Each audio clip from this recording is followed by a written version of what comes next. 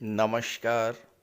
बहुत स्वागत है आप सभी दर्शकों का मकर राशि के लिए शनि मार्गी के इस वीडियो में।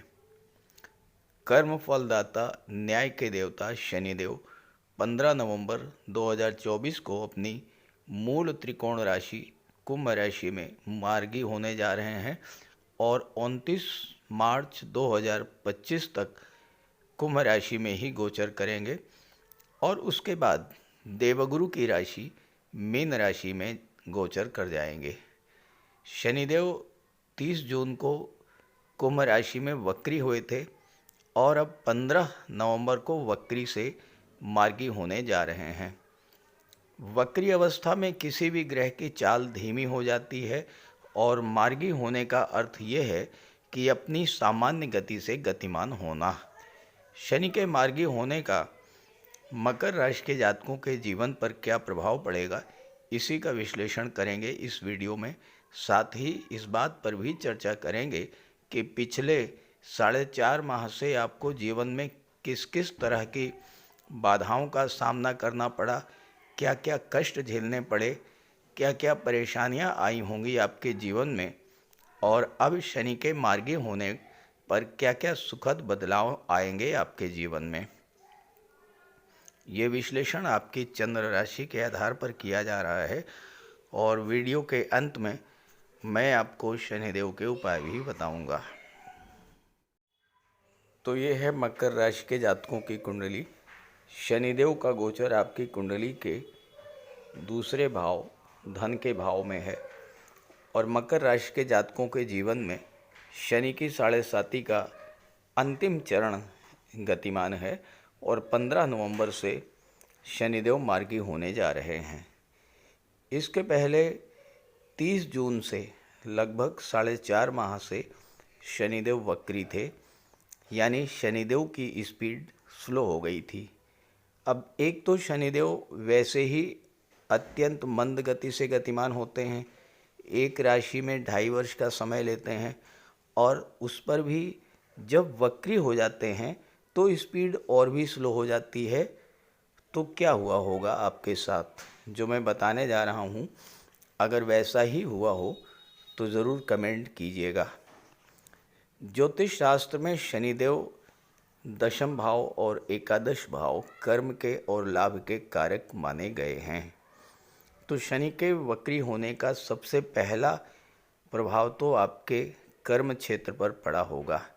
आपका कर्म क्षेत्र प्रभावित हुआ होगा और फिर लाभ प्रभावित हुआ होगा।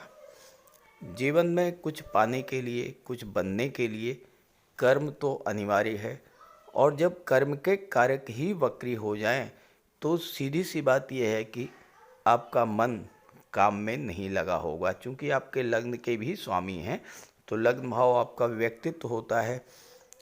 काम में आपका मन नहीं लगा होगा, शरीर में आलस्य थकान बढ़ गई होगी, पहले तो कोई काम शुरू करने का मन ही नहीं हुआ होगा और अगर आधे अधूरे मन से कोई कार्य आपने शुरू भी किया होगा वो कार्य पूरा नहीं होगा।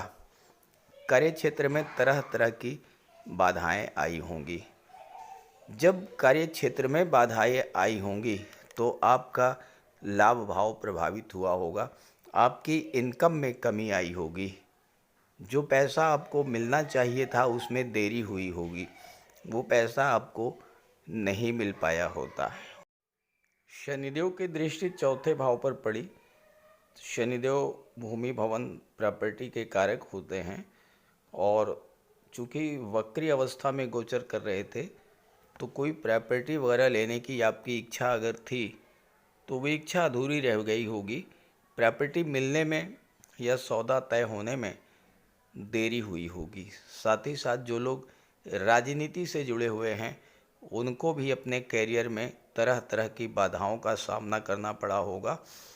कैरियर में अप डाउन्स देखने को मिले होंगे और माता के स्वास्थ्य में भी गिरावट देखने को मिली होगी।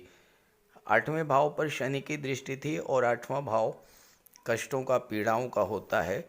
अब कष्ट जो आपके जीवन में चल रहे थे अगर वो लंबे समय तक ठहर जाएं, कष्टों के दूर होने की गति धीमी हो जाए तो फिर समस्या और भी ज़्यादा बढ़ जाती है।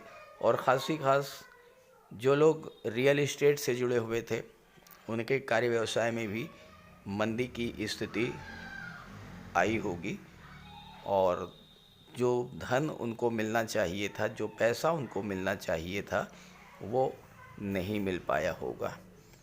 तो ये सब चीज़ें आपके साथ हुई होंगी, और अगर ऐसा हुआ हो तो कमेंट करके ज़रूर बताइएगा। अब आइए समझते हैं कि शनि के मार्गी होने का आपके जीवन पर क्या प्रभाव पड़ेगा। 15 नवंबर से शनि मार्गी होने जा रहे हैं, यानी अपनी नॉर्मल स्पीड से गतिमान होंगे। पिछले 4.5 महीनों से वक्री होने के कारण शनि के जो फल आपको मिलने चाहिए थे उनको मिलने में देरी हुई।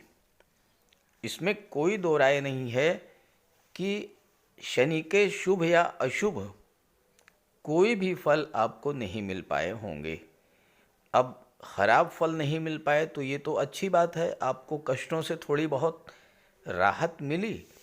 लेकिन मकर राशि के जातकों के जीवन में साढ़े साती का अंतिम चरण गतिमान है और 29 मार्च को साढ़े साती समाप्त हो जाएगी। साढ़े साती की अवस्था में शनिदेव जाते जाते बहुत कुछ दे करके जाते हैं।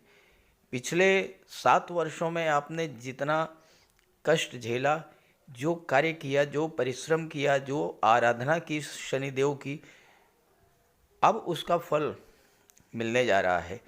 7 वर्षों में शनि आपको बहुत कुछ तपा चुके होंगे, जीवन का बहुत बड़ा अनुभव आपको मिल चुका होगा।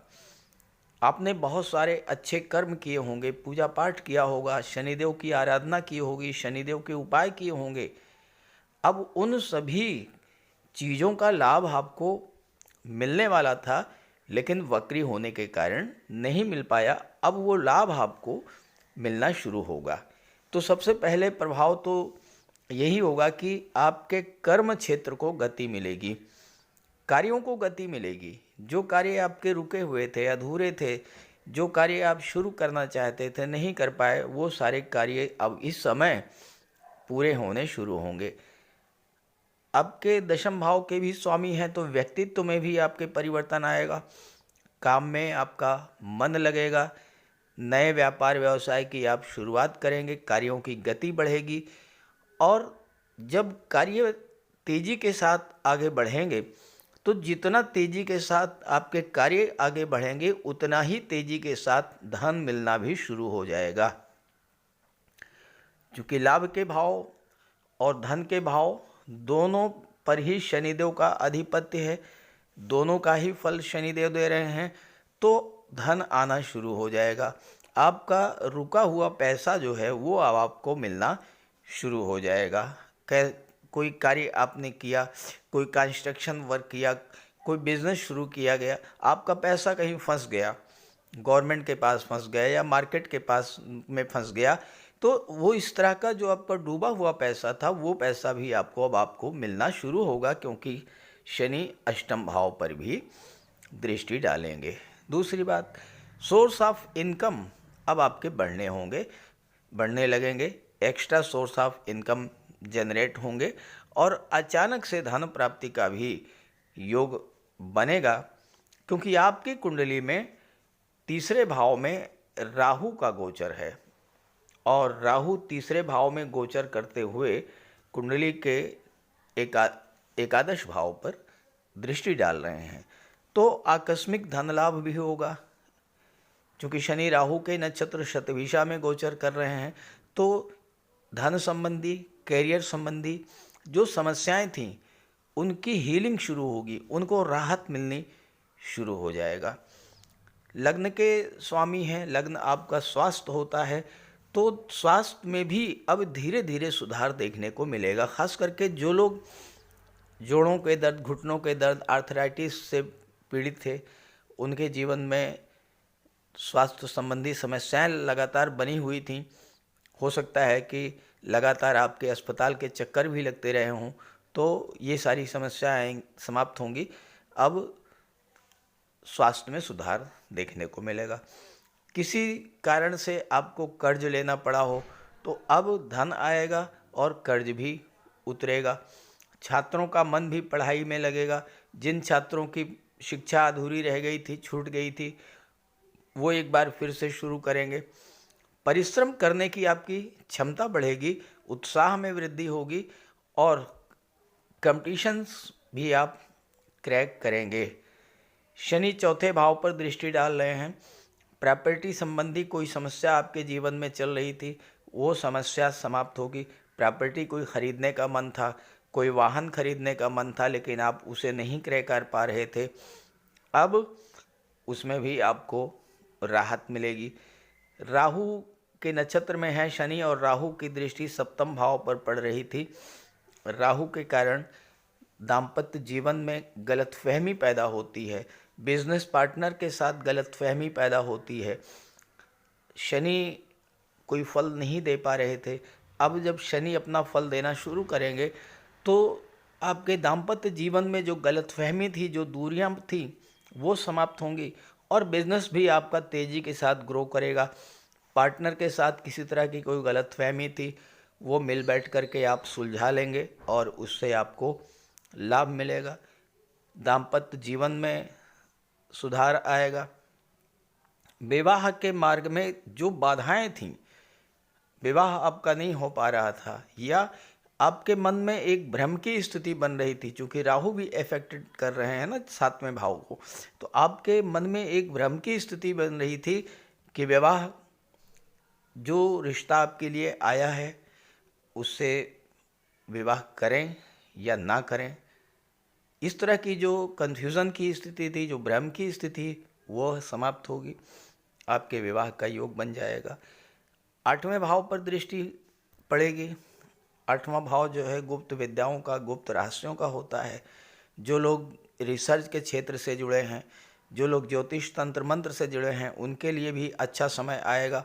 और जो लोग शनि से संबंधित कार्य कर रहे हैं, ऑटोमोबाइल सेक्टर में हैं या ट्रांसपोर्ट टूरिज़्म के क्षेत्र में हैं या रियल इस्टेट से जुड़े हैं, बिल्डर हैं, आर्किटेक्ट हैं, ऐसे जातकों के लिए भी ये समय बहुत अच्छा रहेगा। सबसे अच्छी बात तो ये है कि आठवें भाव पर शनि की दृष्टि है, शनि मार्गी हो चुके हैं। आठवां भाव आयु का होता है, तो आपकी आयु में वृद्धि करेंगे। साथ ही साथ आपके जीवन में जो शारीरिक कष्टों से संबंधित समस्याएं थीं, उससे आपको विशेष राहत मिलेगी।